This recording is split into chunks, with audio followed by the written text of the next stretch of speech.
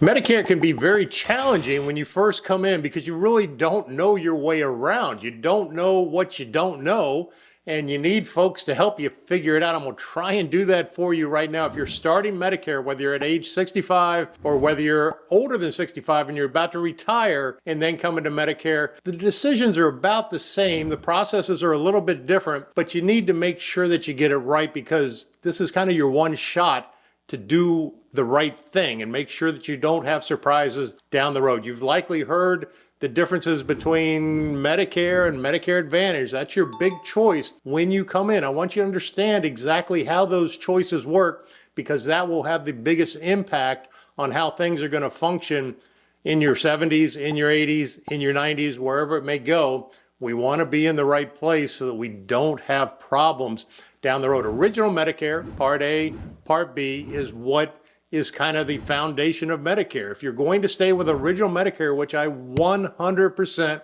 recommend, if you can possibly stay with original Medicare, it's not hard to stay with original Medicare. It's really just a choice. But you see all these TV commercials for Medicare Advantage that try to make you feel that they're so much better. And believe me, they're only more restrictive, but I'll show you exactly what I mean by that. Original Medicare, you'll likely have a Medicare supplement plan, either a Plan G or a Plan N. And when you have those two together, your out-of-pocket costs is super low. If you have a Plan G with original Medicare, your only out-of-pocket for the entire year is the Medicare Part B deductible. And right now, 2025, it's $257. So your out-of-pocket for the year for health insurance would be $257. After that, it pays 100% of your medical costs. I know you don't have anything close to that coming into Medicare on a work plan, certainly not on an individual plan. So it's fantastic coverage. A Plan N, very close to that. It just adds a $20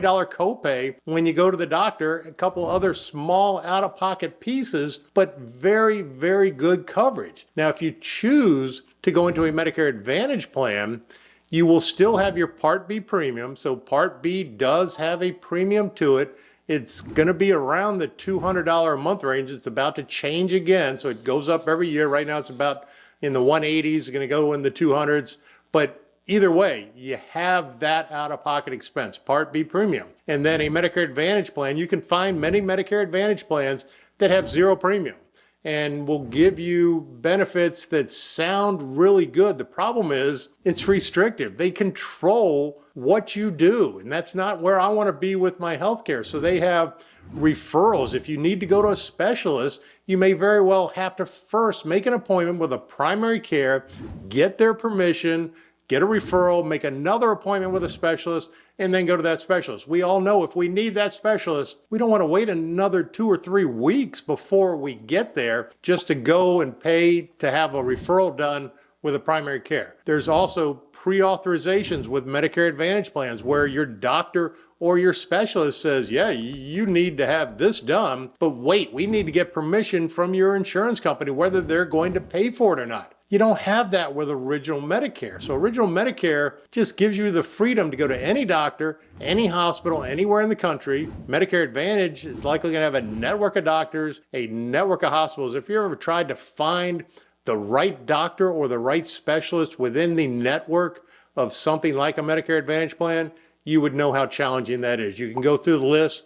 Very few of them say accepting new patients. And if they do accept new patients, your first appointment might be 2 to 3 months from the time that you call. And if you need to see that doctor, you're not looking for 2 to 3 months down the road before you can get in for your visit if you are not feeling well or, God forbid, something more serious than that. So that's kind of the big differences between Medicare Advantage and original Medicare. And again, I would absolutely recommend staying with original Medicare if at all possible. The Medicare supplement does have a monthly premium to it, but it's usually $100 a month, maybe less than that. It's not a lot to give you the freedom and the flexibility to do what you want to do when it's time that you have a situation that you need taken care of. And again, if you're in great health, really not going to matter, either one of them, because you're not going to use it if you're in great health. It's when you are not in great health that you find the major differences between the two. And you don't want to get stuck in a place that you don't want to be, because once you're not in great health,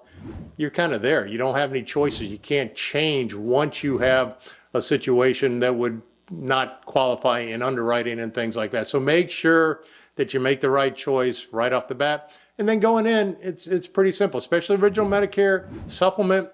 You really don't think about it again. It kind of does exactly what it does. You go to the doctor, you give them your Medicare card, you give them your Medicare supplement card. They run the entire bill through Medicare. Medicare then bills the supplement company. So there's nothing you need to do. The supplement company doesn't play any role in making any decisions.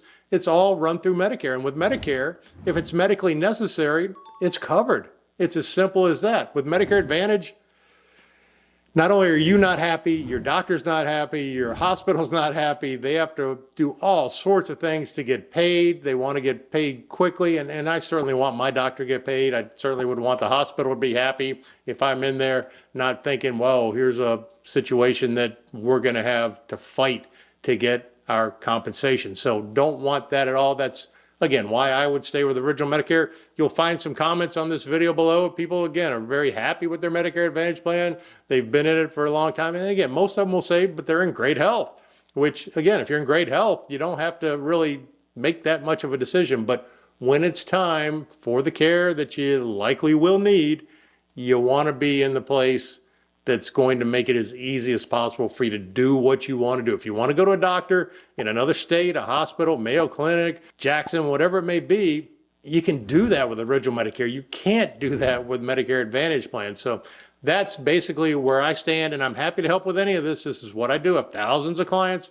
We're all on original Medicare. We're all with a Medicare supplement plan. And I don't get any customer service calls. So people are happy. They aren't angry at me for putting them in the wrong place. So I'm happy to do that for you.